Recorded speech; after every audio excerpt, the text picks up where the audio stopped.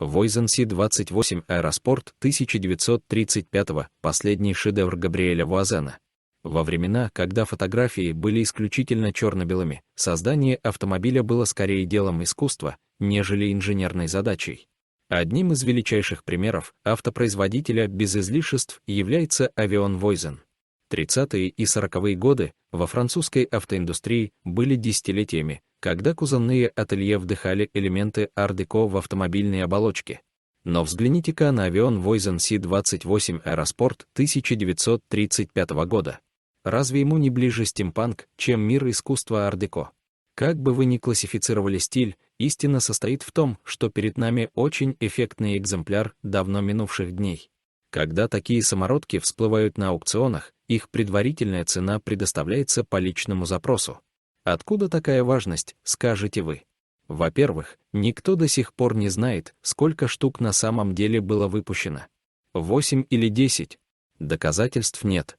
Во-вторых, Си-28 Аэроспорт часто трактуется как мастерский шедевр Габриэля Вуазена, вдохновителя бренда Avion Voisin.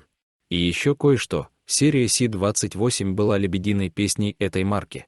И у Avion Voisin получилось громко хлопнуть дверью, ведь под капотом этого фундаментального автомобиля работал технически продвинутый для своей эпохи 3,3-литровый шестицилиндровый двигатель, одновременно и мощный, и плавный. Авиастроительная компания Габриэля Вуазена Avion Voisin была широко известна во времена Первой мировой войны, выпуская одни из лучших военных самолетов своего времени. Однако, после окончания войны, пионер авиации Вуазен, не желая строить крылатые машины для убийства, переключился на производство автомобилей. Будучи и авиаконструктором, и художником, Вуазен, широко применяя алюминиевые сплавы, строил легкие и изящные автомобили. Постепенно, под влиянием друга и партнера Вуазена Андре Тельмонта, дизайн автомобилей Voisin начал отходить от авиационных канонов и становился все более помпезным, а сами автомобили крупными и роскошными. Однако, во времена Великой депрессии, захлестнувшей весь мир, когда партнеры разбежались, а компания Voisin пришла в упадок, Габриэль Вуазен отказался от броских кузовов и создал свой последний шедевр Си-28 Аэроспорт.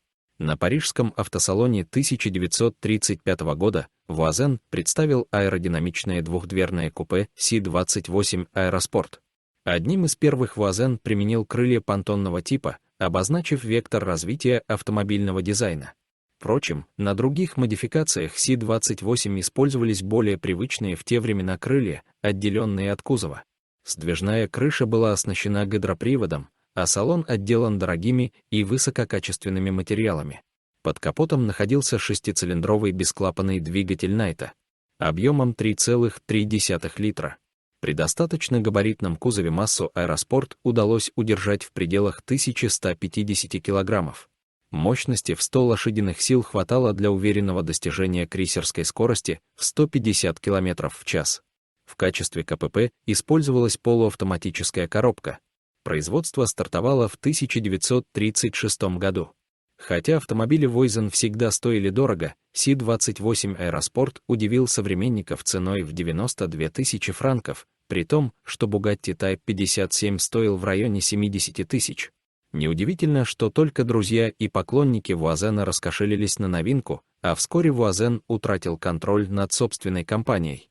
Одними из первых решений нового руководства были снижение производственных затрат и отказ от двигателей Найта, но Voisin уже было не спасти.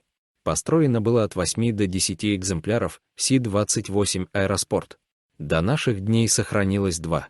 Представленный на видео серебряный Аэроспорт является прототипом, представленным в 1935 году в Париже. Автомобиль был серьезно поврежден во времена Второй мировой войны, что неудивительно, и обрел четырехдверный кузов.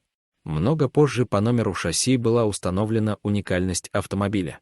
В 2006 году была начата реставрация с использованием заводских чертежей и оригинальных запчастей. Весь процесс занял 8 лет, и сегодня Си-28 Аэроспорт пребывает в великолепном состоянии, даже кожа в салоне выполнена по технологии 30-х годов. Кстати, вы знали, что Габриэль Вуазен был не только страстным автоэнтузиастом. Он был также философом, поэтом, музыкантом, художником, архитектором, промышленником и экспертом по аэродинамике. Одним словом, специалист высшего разряда. В 1973 году, в возрасте 93 лет, вполне реализовав себя в этом мире, Вуазен отправился на покорение иных миров. Но к совсем забытым маркам сегодняшнего героя не отнести. В 2009 году в Амстердаме двумя бизнесменами, Францем Ливаартом и Матисом Мюлен-Белотом, была основана фирма Avion Voisin BV. Голландцы решили возродить марку, однако, в отличие от всех прочих современных воскрешений, выпускать они собираются не спорткар, а семейный седан. В 2011 году был анонсирован проект Eitleber, который должен был бы возродить идеологию Габриэля Вуазена. Кузов автомобиля полностью алюминиевый, мотор хотят оснастить системой генератор-стартер в одном лице. Система кондиционирования будет стоять собственной разработки, и она будет не традиционной с фреоном, а с какими-то патентованными ухищрениями, и при этом всем авторы проекта хотят уложиться в 70 тысяч евро, то есть продавать свои эксклюзивные автомобили по цене топовых Audi A6 и Mercedes E-класса. В 2005 году в фильме «Сахара» снималась реплика Voisin C28 1936 года с дверным кузовом кабриолет из стеклопластика, построенная Тессе, известным реставратором Voisin, на полноприводном шасси с 4,2-литровым двигателем Jaguar и автоматической трансмиссией Rover. Прототипом этой машины стал настоящий Voisin C28, принадлежавший Клайву Касслеру, автору сценария фильма. В 2008 году реплика была продана на аукционе за $23 000.